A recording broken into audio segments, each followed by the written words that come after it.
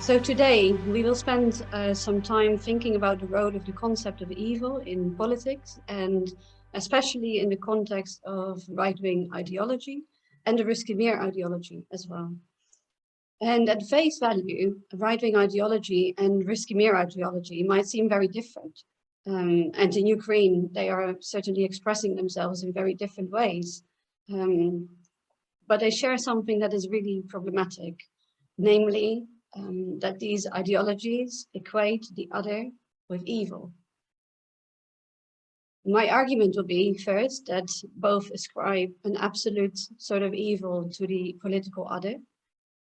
Second, that this equation of the other with evil dehumanizes the other and opens up the possibility of brute force. Then third, that these ideologies decouple the problem of evil from the figure of Christ and the Christian story of redemption. And fourth, my conclusion is that right-wing and Russian world ideologies are incompatible with the Christian imagination and need to be rejected. So when I speak about Russkii Mir and right-wing ideology, what am I talking about? So first, Russkii Mir, and you're probably already familiar with this. The Russkii Mir ideology claims that there is an Orthodox Christian Russian civilization, which would include the territories and the peoples of Russia, Ukraine, Belarus, and sometimes other nations. In this view of the world, the Russian world embodies and protects that which is good, and it takes upon itself the role of the defender of the faith and the defender of what is good. In this case, to defend the Russian world from evil, that is the West, represented by NATO. And this, of course, is projected on to the trajectory of Ukraine, moving in the direction of the West and potentially to NATO. Right-wing ideologies, they sometimes pose as Christian, but more often they present themselves as predominantly secular. And these ideologies attach an idolatry of the good to a particular nation. This good is not simply about the familiarity of certain cultural habits, about a language, a way of life, but it is about the moral priority and even superiority of a nation as an ethnic community. Sometimes this ideology poses as Christian, and sometimes it poses as secular. Right-wing movements often appeal to a general conception of the people and project evil onto their opponents, what I may call enemies of the people. They appeal to the people for the purpose of establishing their legitimacy, but it makes them immune for the demands of the principles of democracy and the rule of law. Now, right-wing ideology is not the same as right-wing extremism. The difference is that extremism, we're talking about people who are willing to engage in violence and realize a vision of the nation through violence if necessary. And in Ukraine, we know small fringe groups like Svoboda or the right sector. They can be ultranationalists, for example, as well as anti-Semitic, but they are very small. And they are also not my focus today. But bear in mind that what I say about right-wing ideology in general tends to be true for right-wing extremism as well. So let's take a closer look. My first argument is that right-wing and Russkii Mir ideologies ascribe evil to the political other in absolute terms.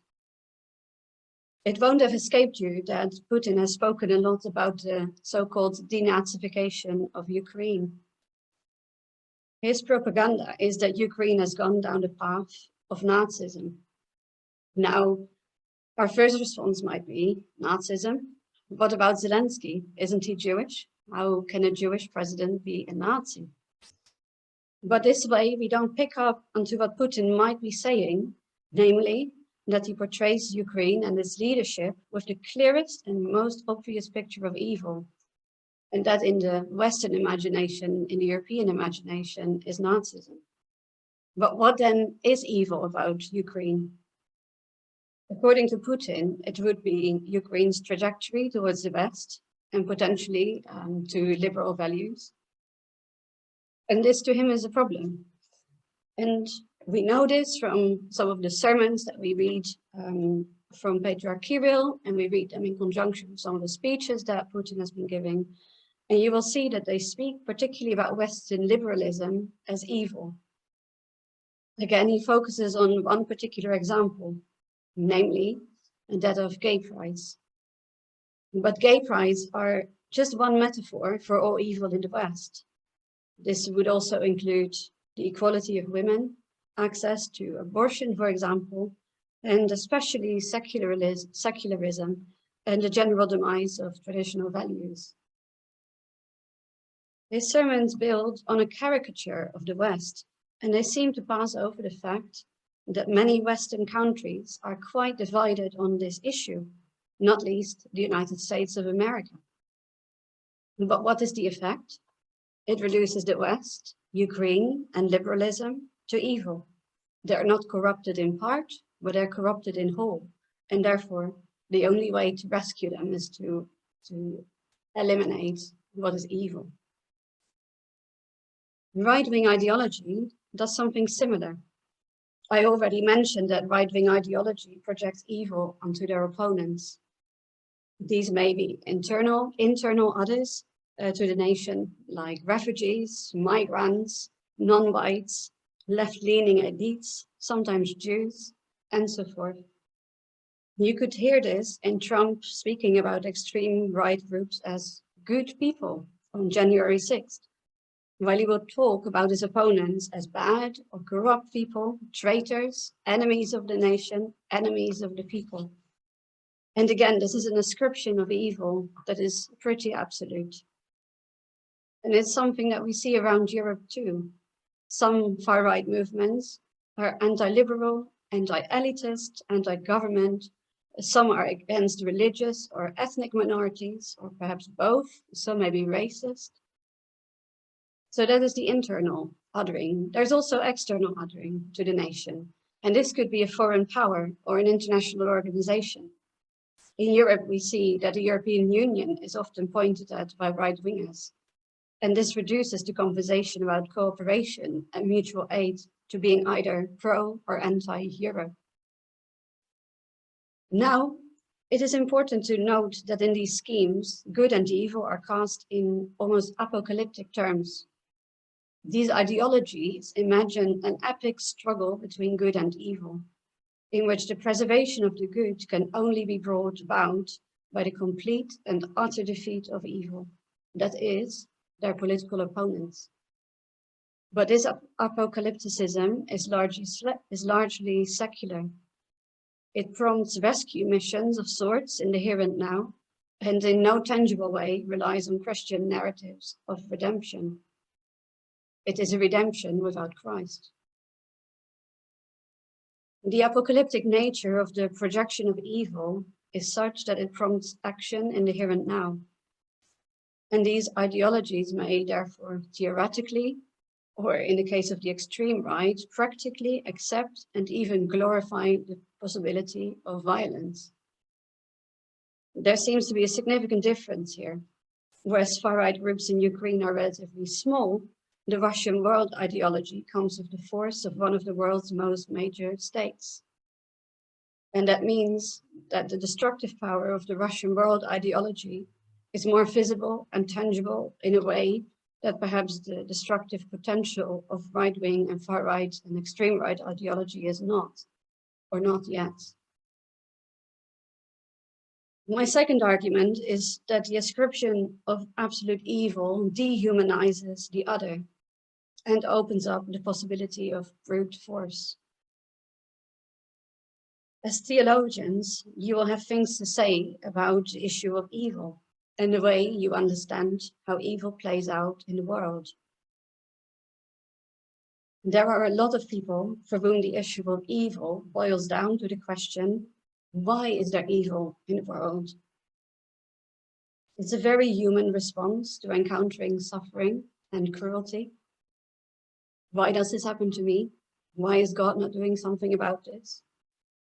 Why is evil not being stopped? Or if there is a God, why does he allow this amount of suffering? And pastorally, it is important to allow people to explore those questions in full, and also to lean on religious repertoire to do so, for example, through the Psalms. In political theological reflection, however, the question of evil is different. How do we relate to evil is the question here. How do we contain evil with policies and measures that are ethical and well-balanced? What is the responsibility of ourselves, of the state, and of civil society in bringing about what we think of as good? And what are the limits of the political instruments that we seek to use? The right-wing and Russian world ideologies tend to not have very profound answers to these questions. Their diagnosis of the problem is simple, and so are their solutions. They answer that the questions of why is there evil, and they effectively answer other questions, namely, why is there evil in the world? And they point to ordinary people, from those who serve in the government to entire populations. And this way they divide the world in good and evil by dividing people in good and evil. And I want you to think about what it means to project evil on the other, to say the other is altogether bad. In the Christian imagination, to be fully human is to reflect something of the goodness of God. From the very start of Genesis, humans are said to be made in the image and likeness of God. And until the very end of Revelation, there is a sense that no matter how bad things get, something of the integrity of this fundamental goodness is preserved. Despite sin, despite the many things which get out of hand from time to time. And this means that to say that somebody is altogether evil is to cross out this image of God, this imago Dei. And this is effectively to dehumanize them. It breaks the triangle that Martin Buber speaks about, for example, in his I-Thou relationships. Some of you will know of his work. The effect of which is like the relationships in which you fully recognize the humanity of the other in order to exist even as a human yourself. Now, the counter-argument to this would be that the Psalms sometimes engage in the dehumanization of the other. Let me draw out an example from Psalm 22. So the psalmist, in his agony, ceases to talk about his enemies as people. He says something like this: "Deliver my soul from the sword, my life from the power of the dog, save my life from the mouth of the lion." And a similar reference to a lion occurs in 1 Peter 5, which says, "Like a roaring lion, your adversary, the devil, prowls around, looking for something and someone to devour." Now, this expresses something of the force of evil, of encountering something of that force of evil, but also of the human inclination to stop talking about one's enemies as fully human, as complete human beings. Now, in wartime, the temptation is, of course, to equate the other with the enemy, with all sorts of animal species. And this is not limited to, the war in Ukraine, but when you look at the literature, even you'll find references to cockroaches, to rats, to dogs, to apes, to pigs, to snakes, and more generally, just beasts. Now, this can happen in both sides of a war, in all sides of a war, but referring to the other as an animal somehow gives a license to not fully engage the other as a human being and not to fully respect their human dignity. And this, of course, could legitimize the infliction of great harm. Now, how do we deal with this? One way to look at this is that the Psalms engage the full spectrum of human emotion, and as such, give permission to the reader to engage the spectrum of emotion too. But fundamentally, this dehumanization can only be a temporary posture. The reader is invited to integrate this experience in the here and now within the larger narrative of the Christian imagination, namely to reaffirm the humanity of oneself and of the other in the longing for redemption. And this is where Christianity again goes in a very different direction compared to right-wing and Russian world ideologies. And this brings me to my third argument, namely that these ideologies have decoupled the problem of evil from the Christian story of redemption. In a thought of the Jewish philosopher Martin Buber, redemption would be about the integrity of human relationships. I already mentioned his I-Thou theory, which has become quite popular among Protestant theologians. And this theory suggests that we relate to humans differently than we relate to things, because there is a detachment fundamentally between people and things in a way that there isn't a detachment between people and people. Why? So for Buber, this is because all I-Thou relationships, they are shaped by the relationship between the human and the divine. The relationality here is key. So you ought not to dispense or discard human life as one can with things that have ceased to be useful or that you simply don't like.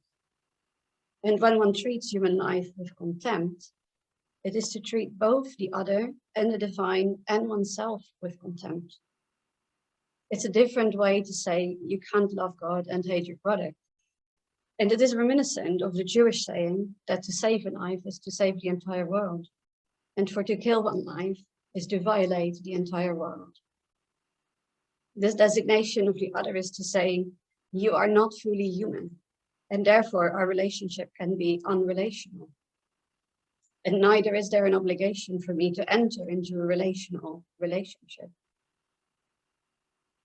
This has some consequence for the way that redemption is understood differently between right-wing and Russian world ideologies on the one hand, and the Christian imagination on the other hand.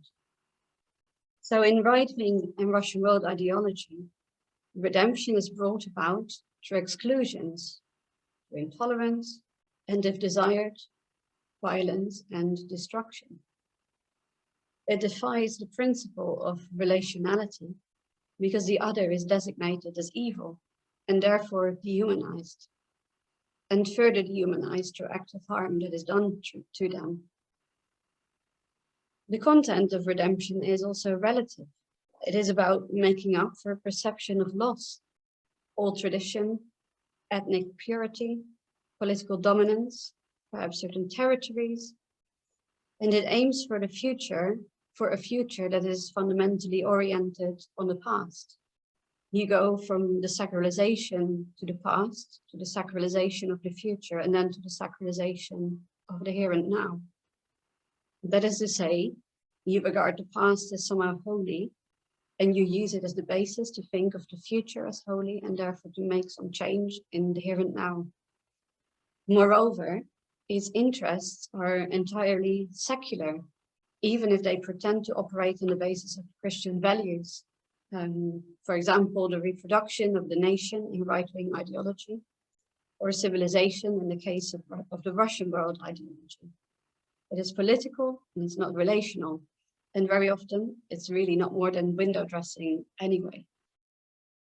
Now, the apparatus of redemption is secular too. It presumes a need to jump into action through political instruments in the here and now. Orban, for example, here in Hungary, instated a new constitution and uses political institutions to fight against the evil of liberalism. Trump infected existing institutions with an unconstitutional ethos and put his own friends in positions so as to fight corruption, as he mentioned it. Putin wages war with heavy artillery and empty accusations. So what do we make of this? These are all the forms of redemption that stems from a particular ego. These men have arrogated the burden of redemption to themselves, but they cannot deliver. And to obscure this limitation, they shift the attention to something else that they then can say, this is evil too. It is a redemption without actual hope. Now, my fourth argument is that these ideologies are incompatible with the Christian imagination. So let me summarize this from the above.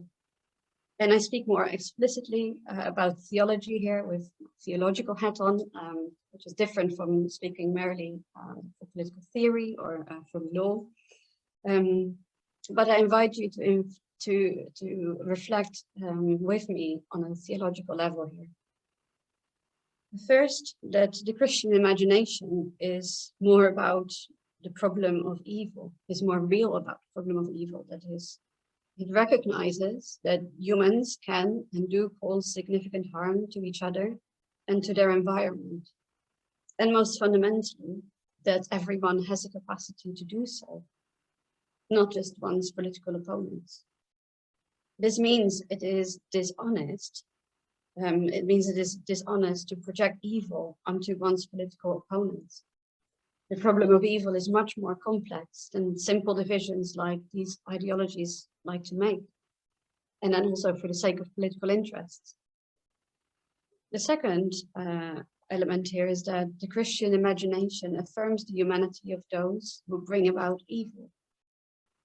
Some Christian traditions put more emphasis on sin and on deprivation, for example.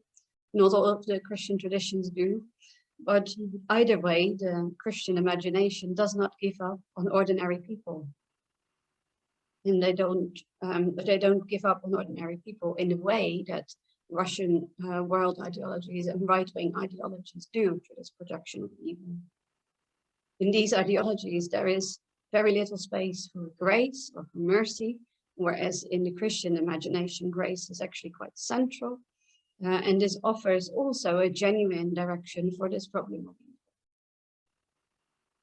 evil. Moreover, the affirmation of the humanity of those who bring about evil means that one can be held responsible for it. It means that those who bring about evil have a responsibility before humanity and before the divine, not simply as subjects to judgment or punishment, but first of all as bearers of the vocation of stewardship, of those who have a daily vocation to lean into what is good. And there's little meaning to being responsible if one didn't have the capacity to lean into something that is good. Lastly, the story of Christ shows that the affirmation of humanity is also fundamental to redemption, not least because of the belief that Christ became human as the Emmanuel, the God with us as human beings.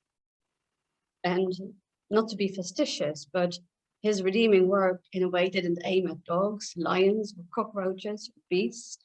Of course, his gift, Christ's gift, was to recognize the humanity of a fallen humanity and to not cast it away as evil. His response was a prayer, "The Father, forgive them." Interestingly, this prayer is also iconic of Coventry Cathedral in England, which was bombed by the Nazis during World War II. And in response, they started this ministry of reconciliation, this centerpiece of the prayer, "Father, forgive them." I can send you some pictures of that if you're interested. And of course, this is very different from those who arrogate themselves the role of savior in order to exclude people, to be intolerant, and even to harm others and forge destruction. Now, in conclusion, my arguments have very much built on the Christian presumption of human dignity, of relationality, and the affirmation of the humanity of those who we might think of as enemies. And perhaps in the context of right-wing and Russian world ideologies, this might seem an intuitive critique, or it may not, I don't know, of course. But I'm aware that I'm speaking to you as people who have been at the receiving end of this, being dehumanized in Putin's war. And although human dignity, relationality, and the affirmation of the humanity of one's enemies are rightful critiques of those who choose to oppress, it would be an undue burden to suggest that this is what is expected from victims of war and of you as victims of war.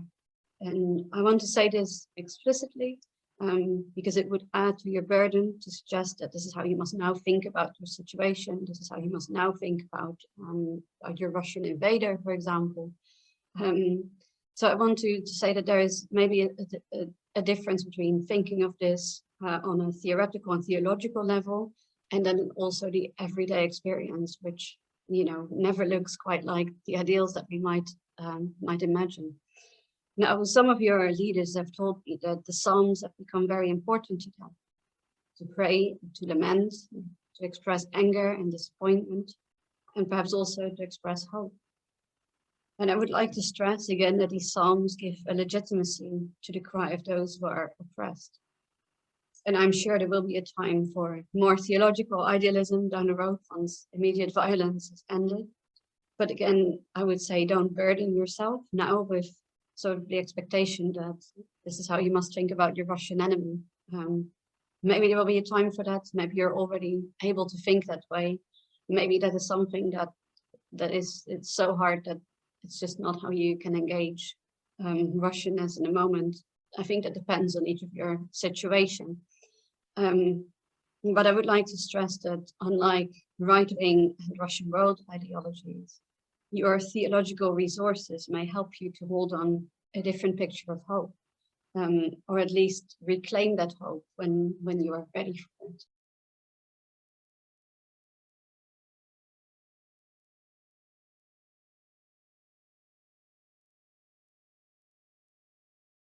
A couple of years ago, I visited the south of Germany, and I visited one of the camps there that were built for political opponents, dissidents, and lots of people were killed there. And I visited this local, you know, Christian community, and there were a couple of elderly people who had lived through this time. And I asked them about, you know, you must have been the age where you were in the Hitlerjugend. So they said, yes, we were. And of course, from my Dutch perspective, I am Dutch. We tend to think of Nazi Germany as something that everyone was somehow complicit in, but that's of course not what the reality was. And I think one of the things that these elderly people said is actually one of the first victims of a totalitarian ideology are the people themselves who live under that rule.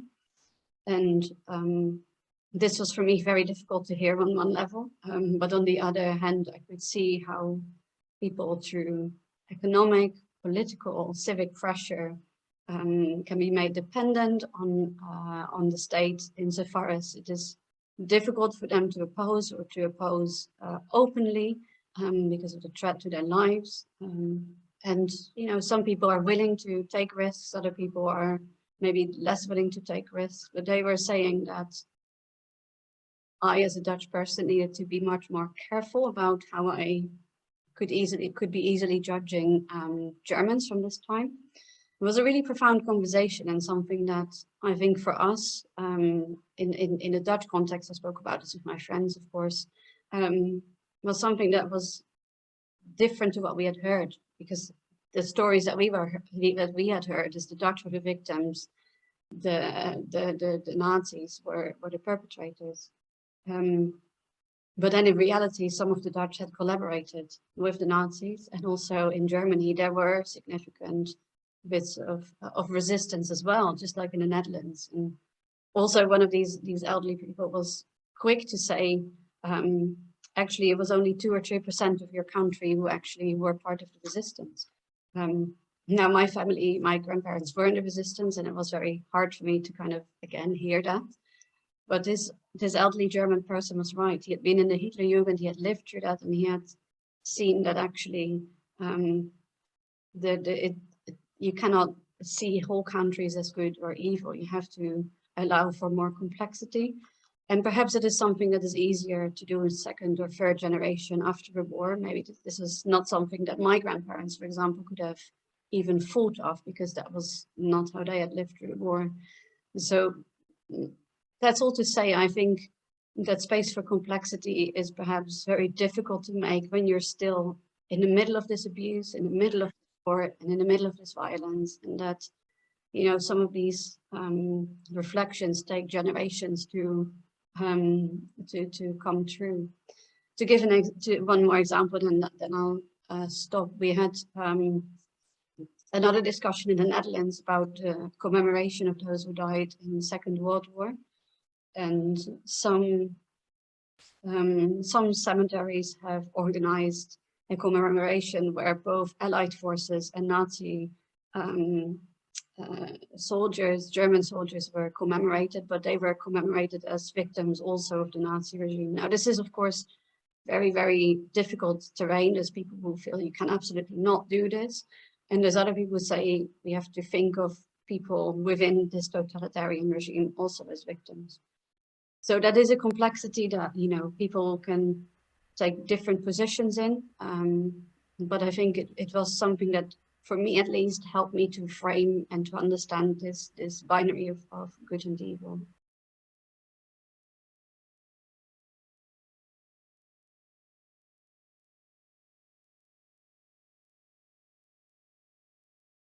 The idea of Christendom in political spaces today stems from a supersessionist way of reading the Old Testament. So what has happened in political theory in Christian spaces in the 16th, 17th, 18th century are very strong debates about the question of, can you have a Christian nation? And of course, Christian philosophers gave very different answers to that question.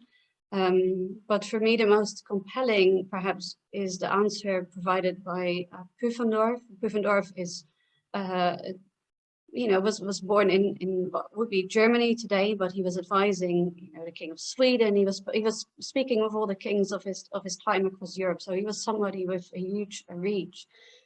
And he said, actually, if you want to say that the nation is somehow replacing Israel and replacing or ancient biblical Israel and assuming the covenants that were once mediated in the context of Israel, then actually you have to justify that sort of move. And he said that Christian theology actually hadn't come up with a compelling argument to do so. And I think for him it was very clear that Christian identity is first held in churches and in religious communities, but that the nation as such,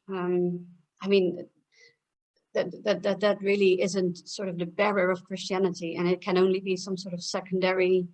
It can have some secondary involvement, but it's not the locus. It's not where Christianity is centrally held or defended or preserved.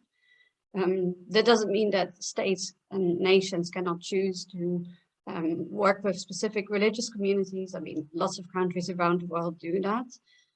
But the theological underpinnings of that in Christian political thought and theory has been that, if the nation can be Christian, then that came with the assumption that the nation replaced ancient biblical Israel. And you can, of course, question that in and of itself.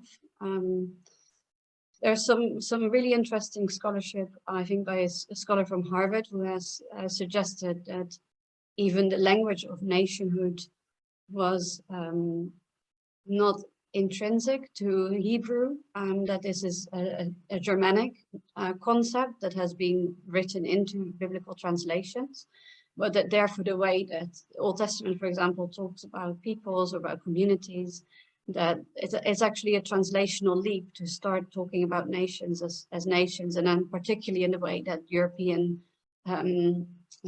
theorists have thought about the nation state, of this attachment of people to a particular territory and with a particular identity or religious identity. So, of course, I cannot give you an answer to, does the Russian world compare to ethnic messianism? But I think what I can say is that the assumption of any sort of Christian nation or Christian civilization rests on a faulty theological assumption, namely that of supersessionism.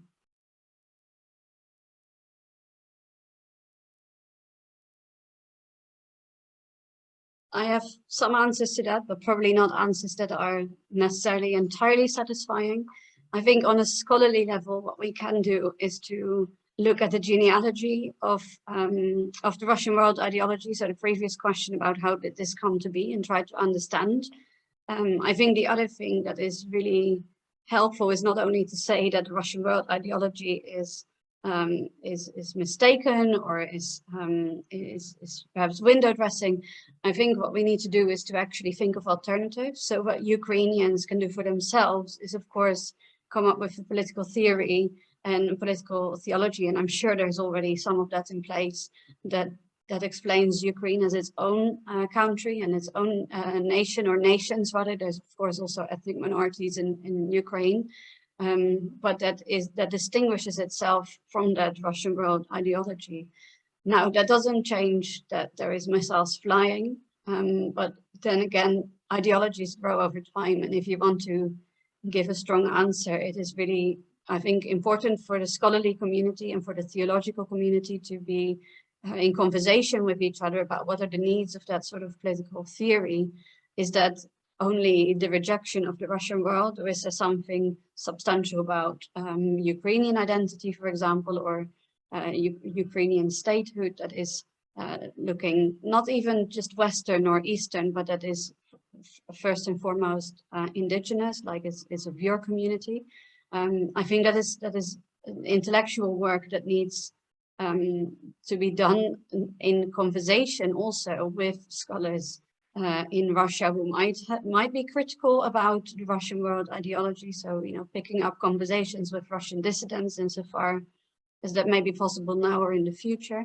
And also, and this is something that we are very keen to do in Oxford, is to host some of these conversations about what are alternatives for alternative political theologies for Christendom. So if we think of a time after Christendom, in a sense of after Russian world, after sort of assertions of a Judeo-Christian European identity, what then is the place of religion in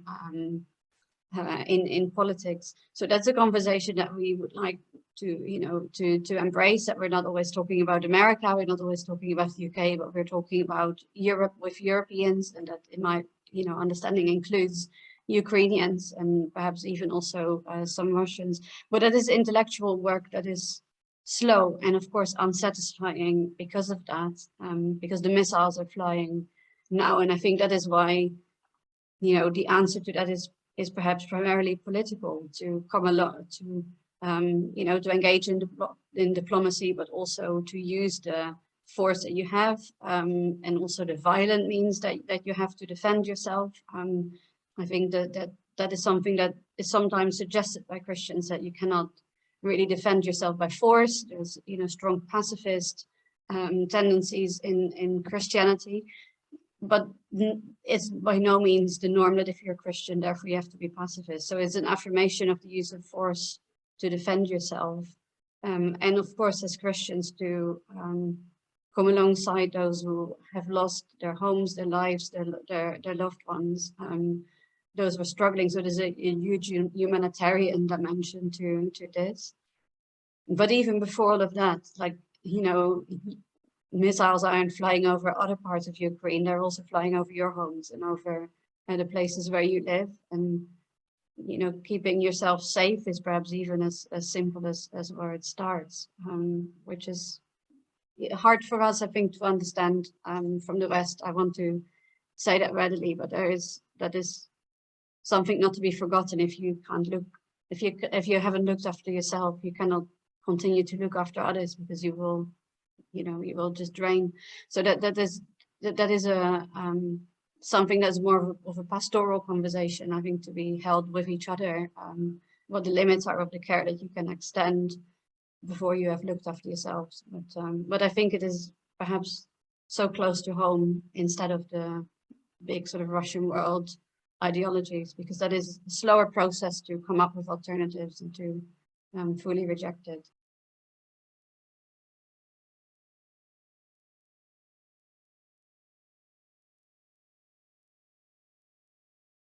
So I think this is an important question, and what it touches on, I think, is the issue of power.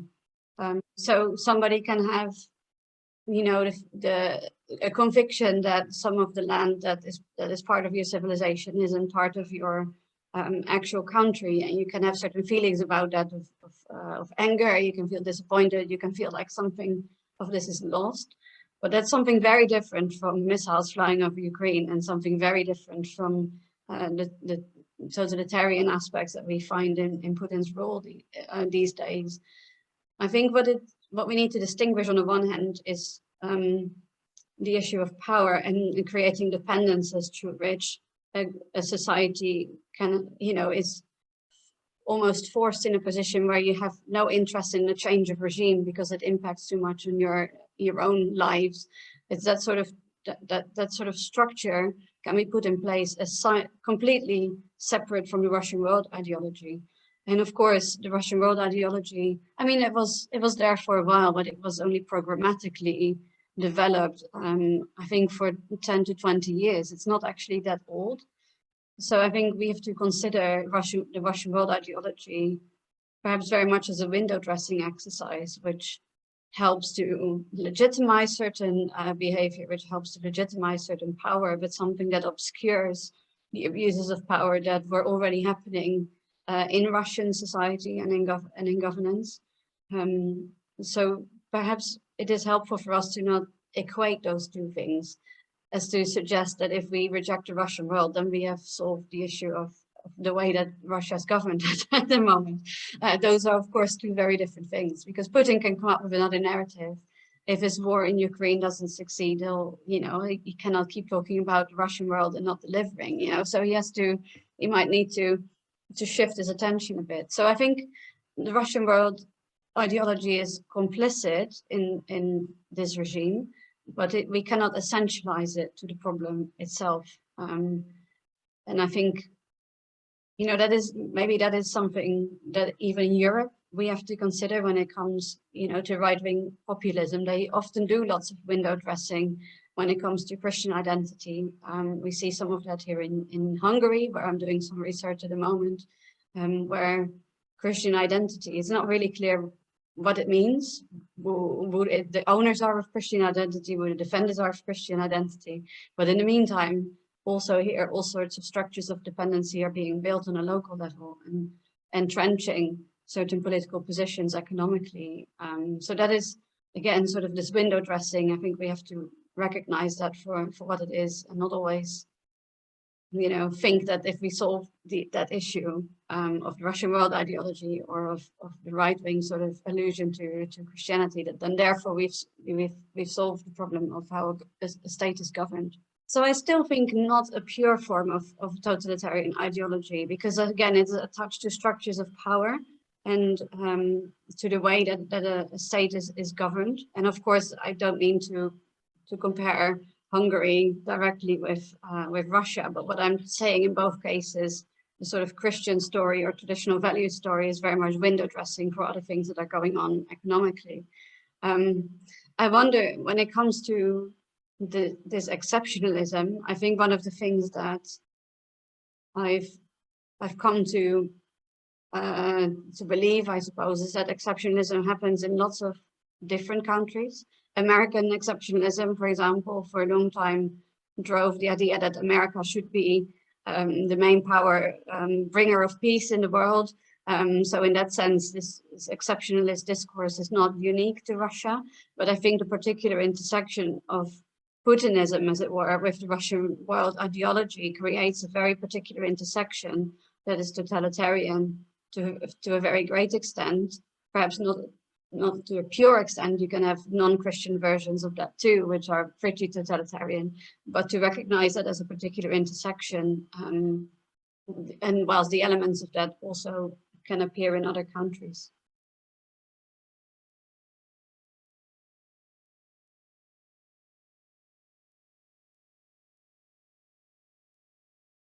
So yes, I think you are right to say there's different forms of Russian world ideology, and I think this is perhaps indicative of the political instrumentalization of whether it's like Christianism in general or the Russian world ideology as presented by Kirill, that actually perhaps the churches lose ownership over what it means to be perhaps holy as a community, if that's what you believe it to be, or to give substance and content to what it means to be Christian.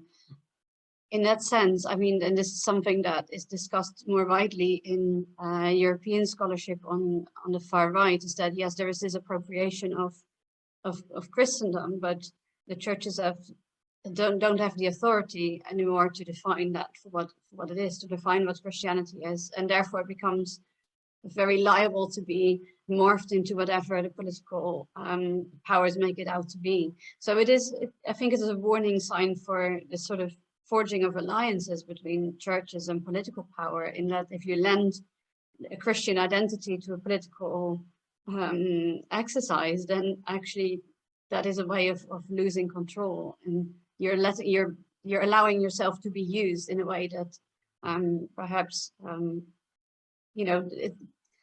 it's something that I obviously think is problematic, but it's this loss of control and authority, I think, has real meaning, because otherwise, if you as churches say we represent Christianity, then what does that mean? Do you have any? Are you then competing with other versions of Christianity? Are you competing with the state? Are you competing with certain political parties? So it becomes you make yourself almost like one of the players on the field, instead of saying, actually, we represent what Christianity is as churches. So I think it's again not a full answer to your comment, but I think it's something I wanted to highlight, and particularly because there have been various appropriations of Christendom or Christianism, and we see in the work of Hannah Strummen and Ulrich Schmedel, who are researchers at Chichester and Edinburgh in the UK, that churches in Europe which have spoken out against right-wing appropriation of Christian identity, that actually right-wing movements have had to be much more careful about doing that, whereas churches which have been silent or even encouraging, there has been very little scope to correct where sort of this Christian identity is taken into very different direction.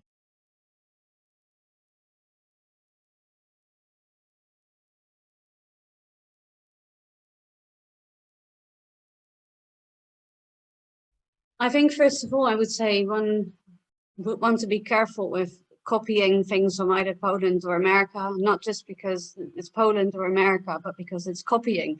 And I think one of the things that perhaps is important as you think through the future of Ukrainian politics and the role of Christians in that, is perhaps to try and avoid the binaries in which the Western countries have landed themselves, where you have this binary of liberal versus illiberal, where you have the binary of left versus right, where again all sorts of binaries are played up, not dissimilar to perhaps the Russian world or right-wing ideologies. Perhaps it is a feature of our time that this binary of good and evil is played up in lots of different ways. I think what I would say is that you want to focus on constitutionalism, first of all, and I say that because it's different from the ideological basis of a country or the political ideology of a certain country, but it says what are the protections that we need to put in place for different people in our society. Now, some of those protections might pertain to families, but it doesn't mean that is how every Ukrainian will want to live their life. So you have to think about how do you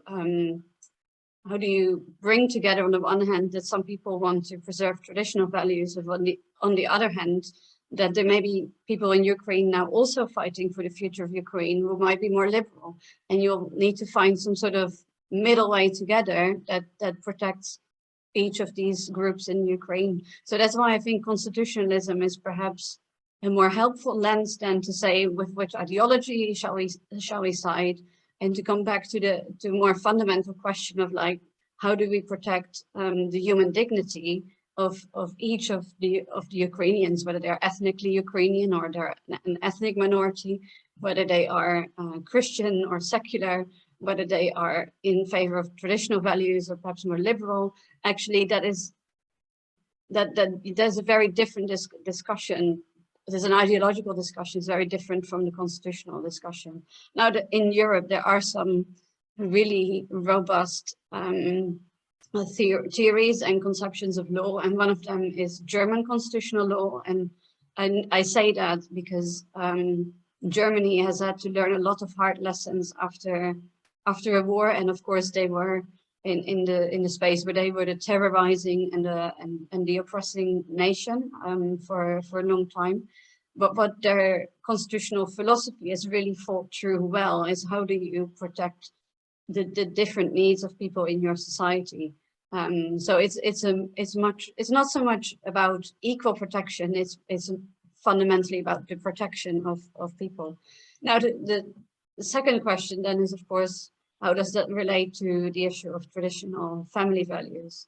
Now, in the United States, the evangelical movement or movements or evangelicals, it's plural. It's not even clear what we mean by it. And of course, some churches are distancing themselves from the label evangelical because of its political instrumentalization. I think what it has done in America, it has deepened the polarization of American society to the point where, I mean, last year, we weren't even sure if after the elections things were going to continue on an orderly basis. This is really a scary moment, I think, for all those who care about constitutional law and constitutionalism. But that's all to say that we have to be careful not to import that sort of polarizing force of American evangelicalism into Europe.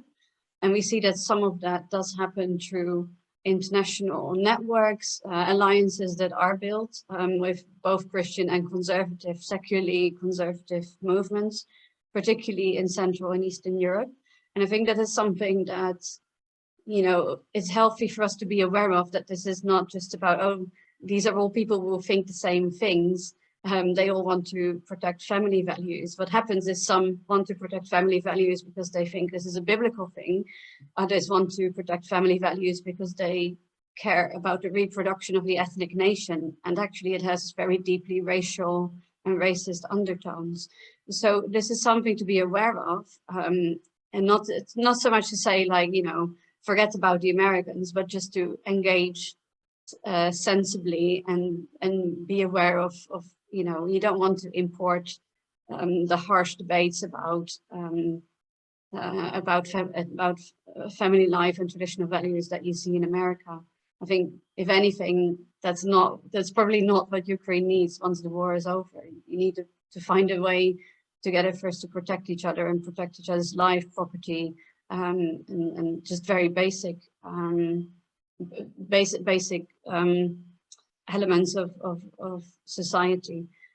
So I wanted to stress that, because I think there is a tendency for Christians to seek alliances with secularly conservative movements. I've also seen this in the Netherlands, where I'm from originally, and the Reformed Church and the Reformed political party has really kind of had to make a U-turn on this. So they initially saw a partner in the far-right group, and they decided to partner with them, but it really undermined the credibility of them as a Christian community. It also associated them with right-wing and eventually even far-right content, because this other party was just slightly, you know, slowly and steadily deranging politically, going into the realm of conspiracy theories and whatnot. So it was very embarrassing for the Reform to kind of go through that and to wrestle together with, like, at what point do you hit the brakes and say, actually, this is not a viable route.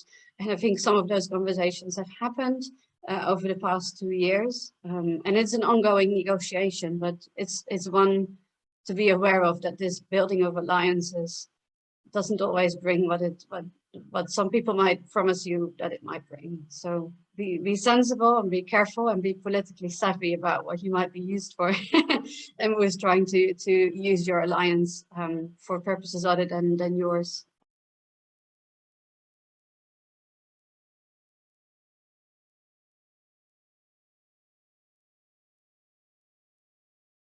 So I think, first of all, the reference to right-wing ideology is something that happens in various parts in Europe to attract an electorate. Of course, because I'm not right-wing, I find that problematic. I think what you're saying about Ukraine being a young country, that is a very real thing to recognize, and a very important thing to recognize. We see, for example, that states will begin to emerge as constitutional states are states that will struggle for 20, 30 years to kind of consolidate even their constitution. Like there may be several constitutions, maybe amendments to constitutions, but there is not such a thing as you start on a constitution on day one and it won't ever change. So this question of political culture is one that builds through the generations almost, but I think you can start building from certain principles. And previously it was mentioned that some people champion traditional values, for example. Now that's all good and well when you help families to exist, but it's not okay when that means that you're limiting the freedom of people who might choose same-sex living arrangements, for example, not because you agree or disagree with them, but again because you're using the force of power to prevent or to force them to do or not do something. So I think, if you are committed to your own freedom, then you have to be committed to the freedom of your compatriots as well, even if that means they want to do things that you might think of as sinful or harmful within your own theological frameworks.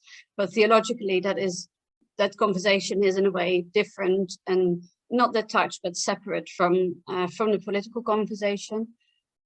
And I think one of the challenges for any young country is to see, which sort of political color is going to be the bigger color, which one is going to determining the future of the nation, and to look out for a situation in which one particular party can claim what that means.